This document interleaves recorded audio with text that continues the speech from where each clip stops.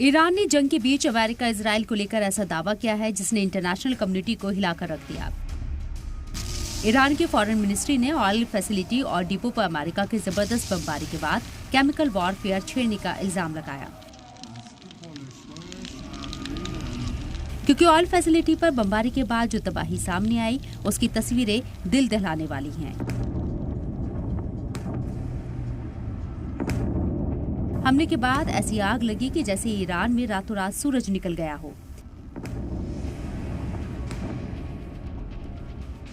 ये ईरान की राजधानी तेहरान की तस्वीरें हैं। अमेरिकी हमले के बाद ताबड़तोड़ धमाके और आग की लपटें आसमान छू रही हैं। हमले की कुछ और खौफनाक तस्वीरें। अब तक ऐसी तस्वीरें शायद आपने फिल्मों में ही देखी होंगी, लेकिन ये कोई ग्राफिक या फिल्मी सीन नहीं बल्कि मिडिल ईस्ट में छिड़ी जंग की तस्वीर है जो ईरान में तबाही की गवाही दे रही है।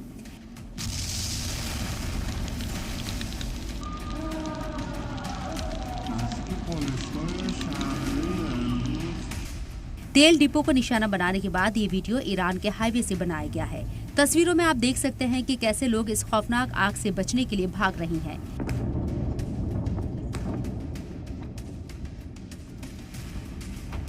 ईरान पर हमले की एक और तस्वीर देखिए। हमलों के बाद उठी लाल आग ने ईरानियों को दहला दिया है। लोग खौफ में जी रहे हैं कि कहीं कोई केमिकल अटैक तो नहीं होगा।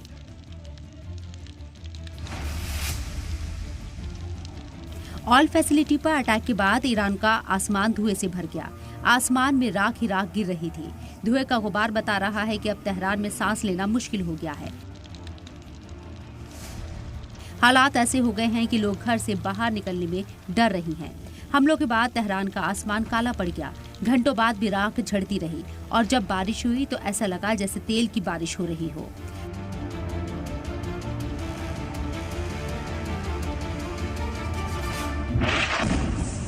फ्यूल स्टॉक और ऑयल डिपो पर ताबड़तोड़ हमलों की वजह से ईरानी रिजीम की टेंशन बढ़ गई है, क्योंकि इन हमलों से हवा में जहरीली और खतरनाक गैस के साथ ही जहरीले एलिमेंट्स भी फैल रही हैं। इसलिए ईरान की फॉरेन मिनिस्ट्री ने अमेरिका पर केमिकल वॉर शुरू करने का इल्जाम लगाया है। ईरान के एनर्जी बुनियादी ढांचे पर जानबूझकर किए गए हमलों के साथ अमेरिका और इजराइल का ईरान के खिलाफ क्रिमिनल वॉर एक खतरनाक नए फेज में एंट्री कर चुका है। ईंधन स्टॉक फैसिलिटी पर यह हमले ईरानी शहरियों के खिलाफ जानबूझकर किए गए केमिकल वॉरफेयर से कम नहीं है। ईंधन डिपो को निशाना बनाकर हमलावर खतरनाक और जहरीले एलिमेंट को हवा में फैला रही हैं, जिससे आम शहरी जहर से मुतासिर हो रही हैं। माहौलियात तबाह हो रही है और बड़े पैमाने पर लोगों की जान खतरे में पड़ रही है। इस मैन मेड डिजास्टर का नतीजा ईरान की सरहद तक ही सीमित नहीं रहेगा।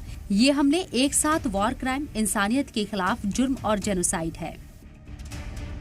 एक तरफ ईरान अमेरिका पर हमले का इल्जाम लगा रहा है, जबकि दूसरी तरफ ट्रंप ने साफ कहा है कि हमले तभी रुकेंगे जब ईरान बिना शर्त सरेंडर करेगा। इसलिए जब ट्रंप से पूछा गया कि बिना शर्त सरेंडर क्या होता है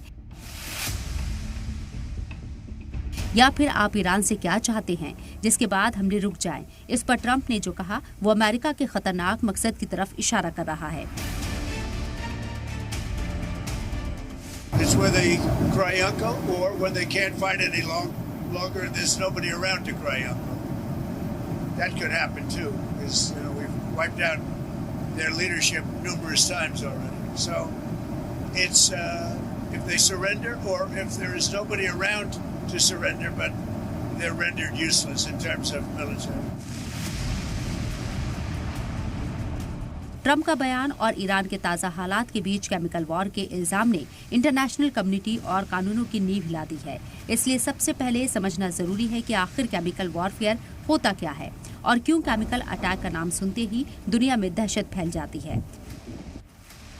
केमिकल अटैक भी कई तरह के होते हैं जो अलग अलग तरीके से रिएक्ट करते हैं। अटैक में जिस केमिकल का यूज होता है उसका अलग अलग ऑर्गन पर अलग अलग इफेक्ट पड़ता है। मेनली केमिकल वेपन की 4 कैटेगरी होती हैं।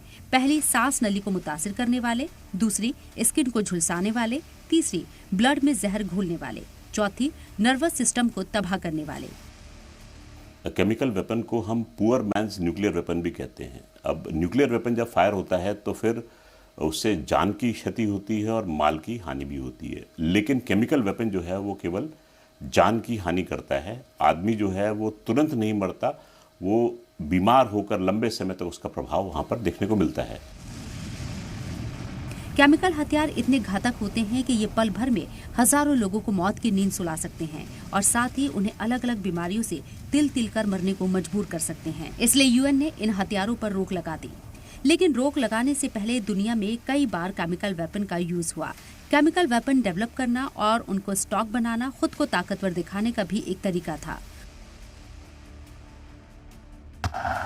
फर्स्ट वर्ल्ड वॉर में जर्मनी ने क्लोरीन गैस का यूज किया, जबकि 1914 से 1918 के बीच फॉर्जीस और मस्टर्ड गैस का उपयोग, जिसमें लाखों लोग जख्मी या मारे गए।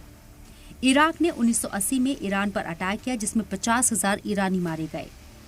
1988 में सद्दाम हुसैन की सदारत में इराकी फौज ने अपने ही मुल्क के कुर्दों के खिलाफ घातक मस्टर्ड और नर्व एजेंट केमिकल गैसों का इस्तेमाल किया था।